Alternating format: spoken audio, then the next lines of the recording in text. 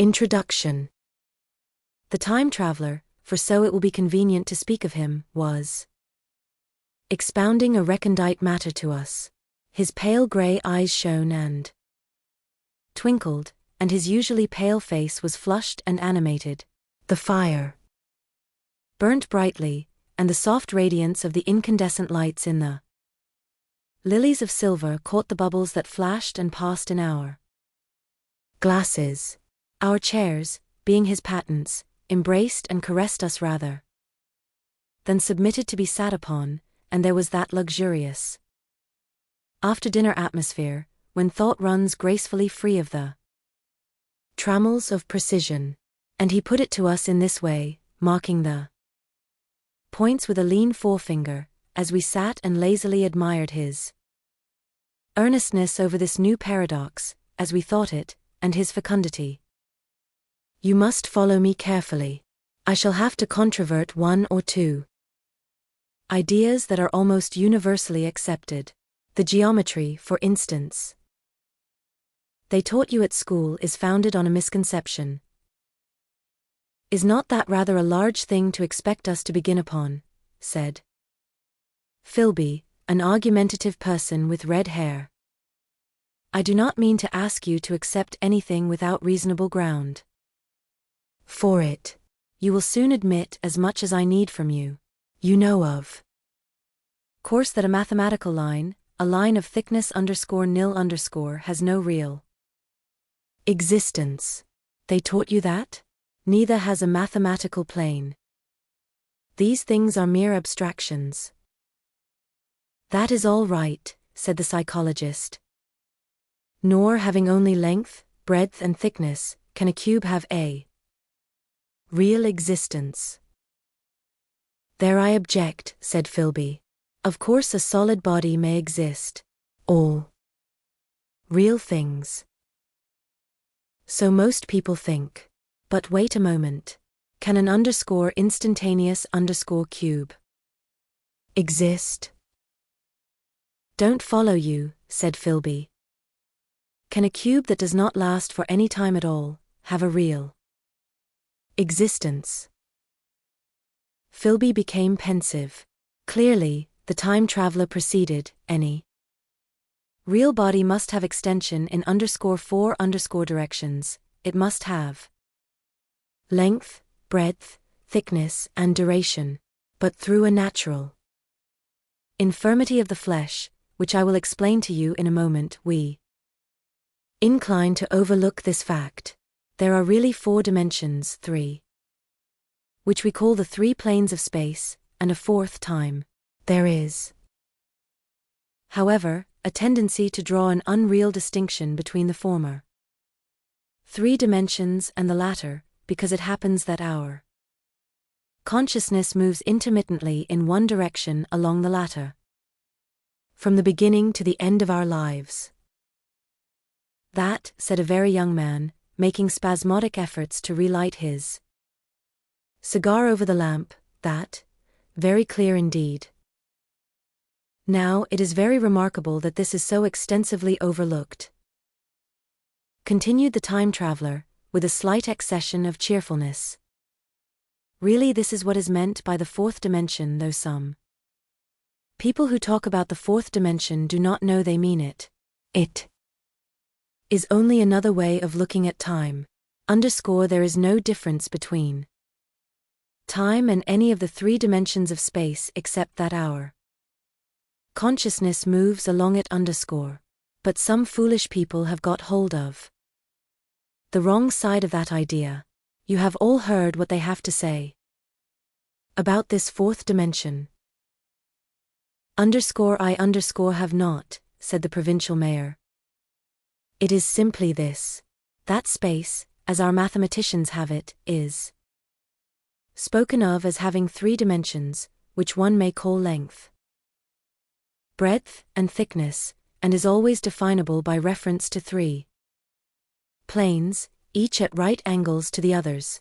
But some philosophical people have been asking why 3 dimensions particularly, why not another direction at right angles to the other 3, and have even tried to construct a four-dimensional geometry. Professor Simon Newcomb was expounding this to the New York Mathematical Society only a month or so ago. You know how on a flat surface, which has only two dimensions, we can represent a figure of a three-dimensional solid, and similarly they think that by models of three dimensions they could represent one of four, if they could master the perspective of the thing. See? I think so, murmured the provincial mayor, and knitting his brows, he lapsed into an introspective state, his lips moving as one who repeats mystic words. Yes, I think I see it now, he said after some time, brightening in a quite transitory manner. Well, I do not mind telling you I have been at work upon this geometry of four dimensions for some time. Some of my results are curious.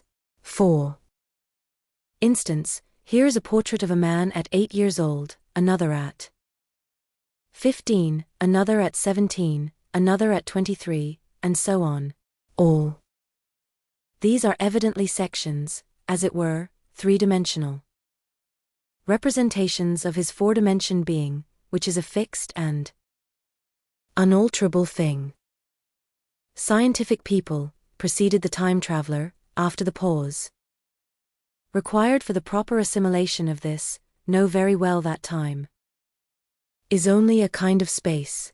Here is a popular scientific diagram, a weather record. This line I trace with my finger shows the movement of the barometer. Yesterday it was so high, yesterday night it fell then. This morning it rose again, and so gently upward to here. Surely the Mercury did not trace this line in any of the dimensions of space generally recognized, but certainly it traced such a line, and that line therefore we must conclude, was along the time dimension. But, said the medical man, staring hard at a coal in the fire, if time is really only a fourth dimension of space, why is it, and why has it always been, regarded as something different?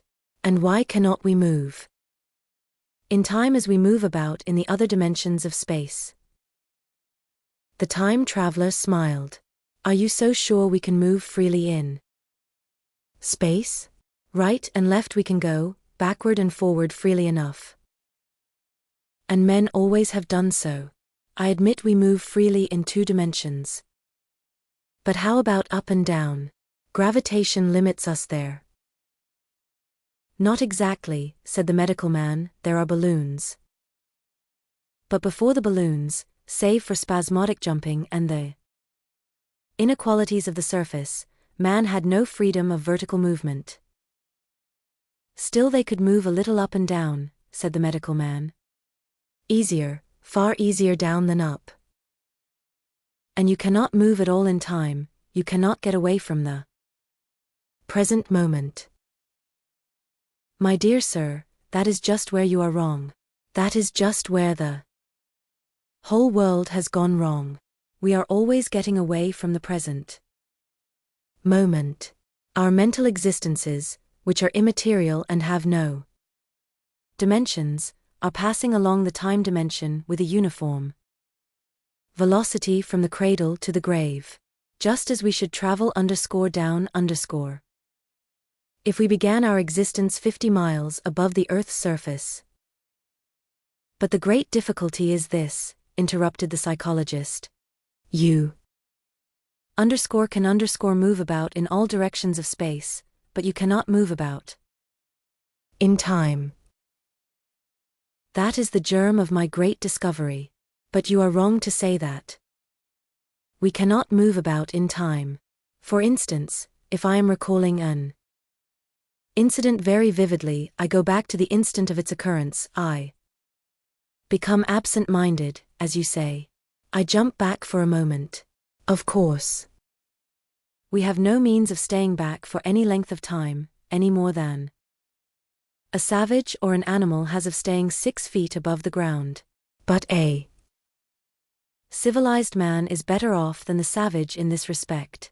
He can go up against gravitation in a balloon, and why should he not hope that ultimately he may be able to stop or accelerate his drift along the time dimension, or even turn about and travel the other way? Oh, began Philby, is all. Why not? Said the time traveler. It's against reason, said Philby. What reason? Said the time traveler. You can show black as white by argument, said Philby, but you will never convince me. Possibly not, said the time traveler, but now you begin to see the object of my investigations into the geometry of 4 dimensions. Long ago I had a vague inkling of a machine to travel through time, exclaimed the very young man, that shall travel indifferently in any direction of space and time as the driver determines. Philby contented himself with laughter. But I have experimental verification, said the time traveler. It would be remarkably convenient for the historian, the psychologist suggested. One might travel back and verify the accepted account of the Battle of Hastings, for instance. Don't you think you would attract attention? Said the medical man. Our ancestors had no great tolerance for anachronisms. One might get one's Greek from the very lips of Homer and Plato, the very young man thought. In which case they would certainly plow you for the little go. The German scholars have improved Greek so much. Then there is the future, said the very young man. Just think. One might invest all one's money, leave it to accumulate at interest, and hurry on ahead. To discover a society, said I, erected on a strictly communistic basis. Of all the wild, extravagant theories, began the psychologist. Yes, so it seemed to me, and so I never talked of it until. Experimental verification, cried I. You are going to verify _that_. The experiment, cried Philby, who was getting brain-weary. Let's see your experiment anyhow, said the psychologist, though it's all humbug, you know. The time traveler smiled round at us. Then, still smiling faintly, and with his hands deep in his trousers pockets, he walked slowly out of the room, and we heard his slippers shuffling down the long passage to his laboratory. The psychologist looked at us. I wonder what he's got. Some sleight of hand trick or other, said the medical man, and Philby tried to tell us about a conjurer he had seen at Burslem, but before he had finished his preface the time traveler came back, and Philby's anecdote collapsed.